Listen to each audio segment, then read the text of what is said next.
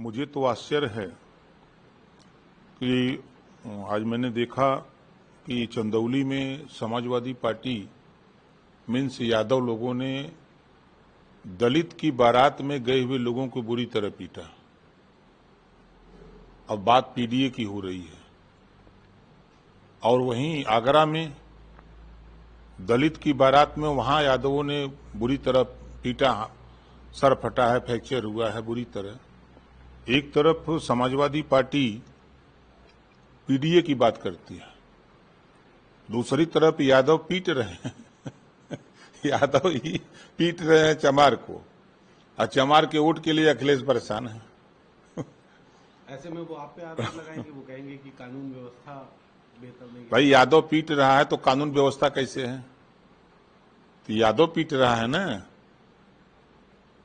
चंदौली के सैयद राजा थाने में यादव पीटा, मुकदमा भी लिखा है। तो सरकार तो कानूनी कार्रवाई कर रही है, पकड़े गए 3 लोग। वहीं आगरा में आप बारात नहीं किसी को लेके जाने दोगे? आप अपने को यादव हो तो क्या समझते हो? वो भी तो इंसान है, हैं? हम जातियों में बटे हुए लोग पहले तो इंसान हैं, उसके बाद में हिंदू मुसलमान हैं, तब उसके बाद हम जातियों में बटे हुए लोग हैं। आप यादव हो तो चमार को नहीं रहने दोगे, राजभर को नहीं रहने दोगे, बिंद को नहीं रहने दोगे, मारपीट के उलाट दोगे। लेकिन अखिलेश यादव कह रहे हैं कि जाति जनगणना होने से चीजें बड़ी बेहतर हो जाएंगी। 90% जो आबादी है उनको 100% उनका हक मिलेगा। हक लूटने वाले अगर ये बात बोले तो आश्चर्य लगता है। जब वो खुद मुख्यमंत्री थे 5 साल, तो 5 साल के मुख्यमंत्री तो काल में पुलिस की भर्ती में जाति चीन करके अपनी बिरादरी को, यादव को पुलिस में भर्ती, ग्राम सेवक में, लेखपाल में, एसडीएम 86 में 56 एसडीएम बना डाला। कम से कम एकाको को राजभर को बनाए होते, चमार को बनाते, धोबी को बनाते, बिंद केवट मल्लाह को बनाते। जो अगर पीडीए की बात करते हो तो ये दलित पिछड़ा अल्पसंख्यक को बनाते। लेकिन ये लूटने वाले लोग, देखिए जातिवाद जनगणना से अखिलेश जी की जमीन खिसक गई है, वो बौखलाए हुए हैं। मैं तो देख रहा हूं जिसके पास 10 वोट भी दिलाने की कुवत नहीं है, ऐसे लोगों को बुला बुला के अपने यहाँ, जिस दिन से जातिवाद जनगणना शुरू हुई है, अपने यहाँ ऑफिस में बुला करके प्रेस वार्ता कर रहे हैं। और मजे की बात तो मैंने वीडियो देखा कि जो लोग आ रहे हैं उनको 5-5, 6-6 को पूड़ी, मिठाई, 1-1 लड्डू और 1-1 रुपया पैकेट में दिया जा रहा है।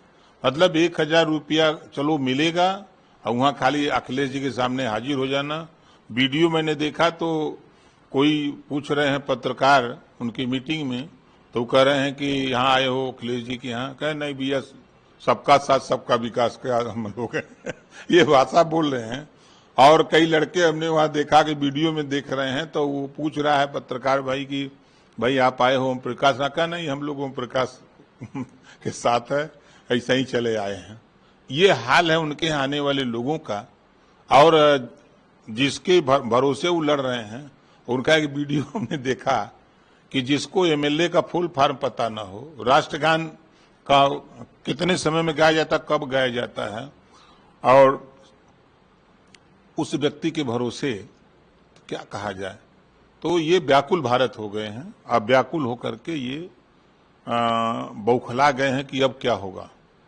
एक और बड़ा अहम सवाल है, जाति जनगणना से अलग हटके एक मुद्दा पहलगाम का भी चल रहा है, काफी जोरों पर चल रहा है। भारत ने अब एक कड़ा कदम उठाया है, आयात और निर्यात पर पाबंदी लगा दी है पाकिस्तान के साथ। एक बड़ा एक्शन है, किस तरह से देखिए, देश की जनता ने माननीय नरेंद्र मोदी जी को जनादेश दिया प्रधानमंत्री बनने के लिए, तो उनकी नैतिक जिम्मेदारी है कि देश की सुरक्षा, देश में रहने वाले लोगों की खुशहाली के लिए उनकी सुरक्षा की पूरी जिम्मेदारी प्रधानमंत्री की है, उनकी पूरी कैबिनेट की है। तो जो भी कदम वो उठा रहे हैं उसके कदम का हम लोग स्वागत करते हैं। देश पहले है, देश रहेगा तब हम लोग यहाँ जिंदा रहेंगे, तभी हम लोग राजनीति कर पाएंगे। इस नाते हमारी पार्टी का, हमारे नेताओं का मानना है कि जो कदम उठाया जा रहा है वो कदम देश हित में है। एक और बड़ा अहम सवाल है, बीजेपी ने हाल ही में अमेरिका यात्रा के दौरान राहुल गांधी द्वारा की गई भगवान राम को पौराणिक बताने वाली टिप्पणी की आलोचना की। ब्राउन यूनिवर्सिटी में राहुल गांधी ने एक बड़ा बयान दिया था, उन्होंने भगवान श्री राम को पौराणिक बताया, कहीं ना कहीं काल्पनिक बताने का प्रयास किया। देखिए, जब जब राहुल जी विदेश जाते हैं तब तब वो भारत को कटघरे में खड़ा करते हैं, उनका इतिहास है। जब जब वो जाते हैं तब तब ऐसा करते हैं, तो उनको नोटिस में हम लोग नहीं लेते हैं। हम लोग ये मान गए हैं कि वो जब विदेश जाएंगे तो कुछ न कुछ सगुफा छोड़ देते हैं चर्चा में बने रहने के लिए। सत्ता में तो अब आना नहीं है 15 साल उनको, तो 15 साल सगुफे छोड़ते रहे, क्या करेंगे।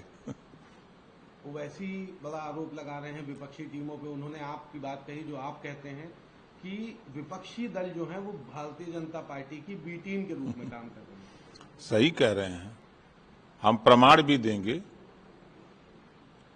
पहला प्रमाण, हम जब इंडिया गठबंधन बना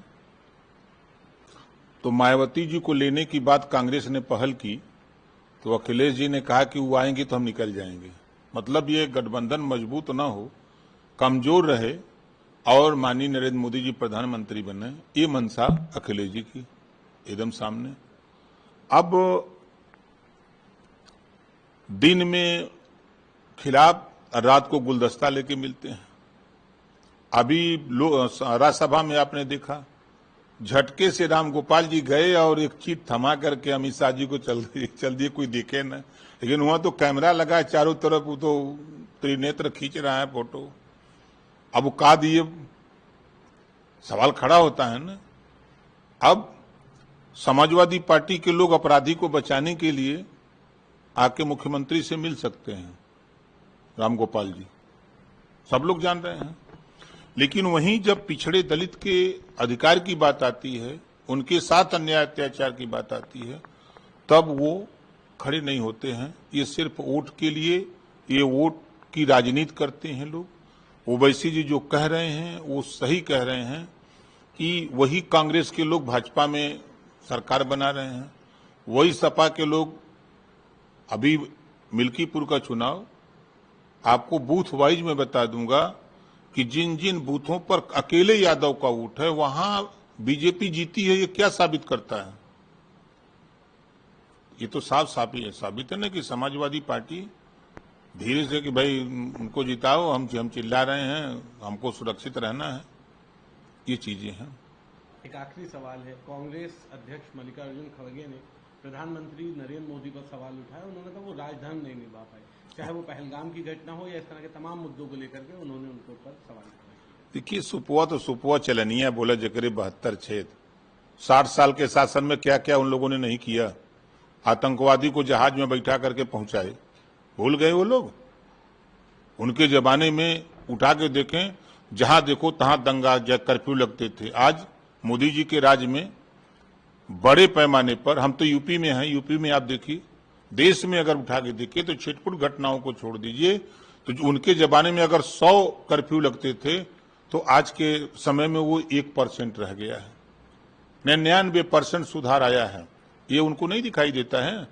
वो अपने शासनकाल को देखें, उनके शासनकाल में पिछड़े दलित अल्पसंख्यक राजनीति से कहां कोसों दूर थे, और आज मोदी जी के राज में ओम प्रकाश राजभर लखनऊ, अनुप्रिया पटेल लखनऊ, दारा चौहान लखनऊ,